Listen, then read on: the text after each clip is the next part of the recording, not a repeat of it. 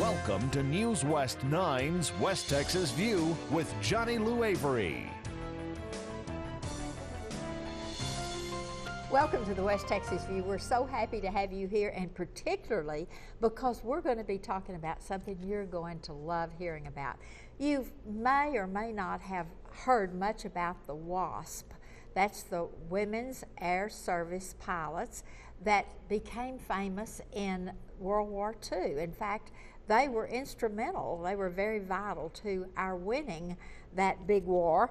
And they have an amazing history, and it's all been captured at the World War II WASP National Museum that's located in Sweetwater, Texas. And you need to put that on your list of things to do. And we're fortunate to have Carol Cain here today, who is the administrator of that museum, and she'll talk about the history, but also a lot of other things you need to know. These amazing women. There were 1,098 women who became WASP, and they were trained at Sweetwater, Texas, little bitty Avenger Field in the early 40s. And we only have 176 living today. Of course, they're all in their 90s, 89 and 90s, and so we're losing them pretty fast. And they are really a national treasure. A few years ago, the president declared that each one of them should receive a gold medal. And part of the shame of the WASP is that they were forgotten after World War II. And that's part of the history that Carol's going to tell you about. And Carol, I want to welcome you to the program. Thank you so much for coming and talking to us, because this is something so dear to my heart, because I know the stories of most of these women. And so we're really fortunate to have you here. And you grew up in West Texas, so you know all about how proud we are of our women. Exactly. I did not grow up in West Texas, but my husband did. So with the grandchildren visiting the grandparents, I have always been very aware of the WASP program. And then when my husband retired, we moved to Sweetwater about 11 years ago from Houston, where I had been very involved with the Museum of Natural History in Houston. So I just sort of fell into this museum as a volunteer, then a board member, president of the board, and then last November I resigned from the board of directors and became the administrator of the museum, which is absolutely the most wonderful job, fun job you've ever had. Anyone could ever want. Every morning I go to the museum and I open the hangar doors, and when I look west, I overlook the actual runway 22 and runway 4, where these wonderful women trained in 1942, 43 and 44. And that leads us into, give us a little history about how they came about. Well, the program was founded by Jacqueline Cochran, who was a very, very famous aviatrix.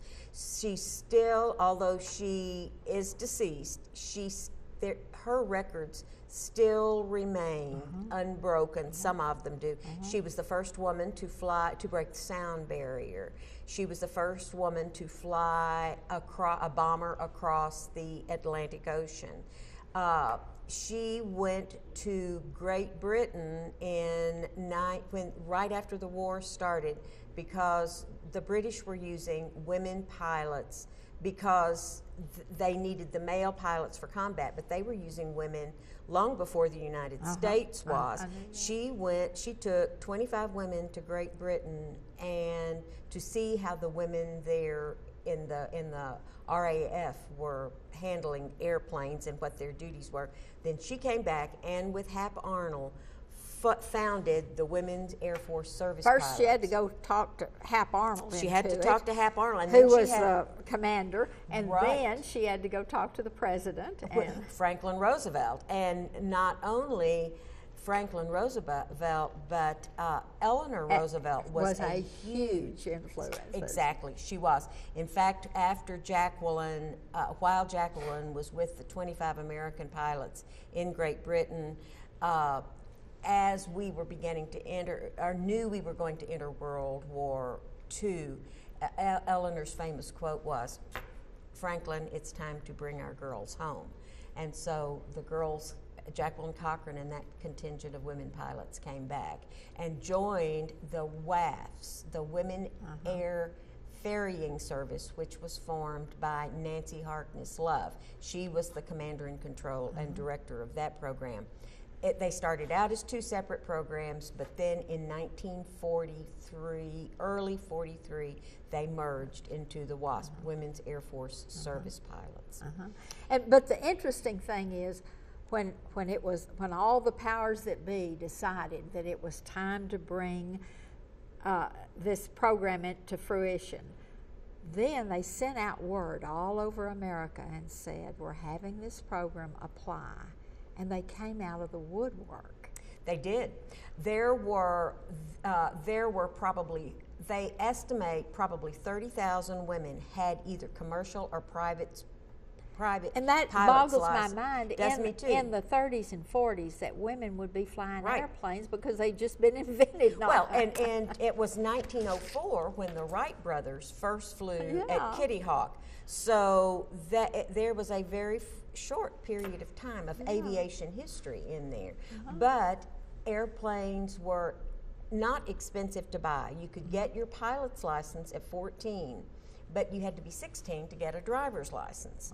And especially, people flew for the love of flying, but in our area out here in West Texas, it was not uncommon for ranchers, owners of large pieces of property, to have an airplane to fly from one section, one area of the ranch, or if they had properties that were separated. And so if they have daughters, then those daughters and the daughters would learn to fly. And but the stories abound about how the women broke it to their families that they were going to join the WASP. Yes. And some of them said, no, you're not. And they had to rebel. And some of them were disowned by their families. And a lot of when the program started, the age was between 18 and 35, and there were women in that whole age group was spanned by participants in the program. There were women who had their pilot's license who were still in college. But amazing, the CAA was teaching, you could take aviation courses in college and learn to fly in secondary schools and in college. And a lot of women, because the program was available, learned to fly that way as opposed to private pilot's license or private pilot training from a private instructor. We're going to have to take a break right now, but we've just got a lot more to go over about the WASP, and so we're going to be back in just a minute. Join us then. Excellent. Stay tuned. West Texas View will be right back.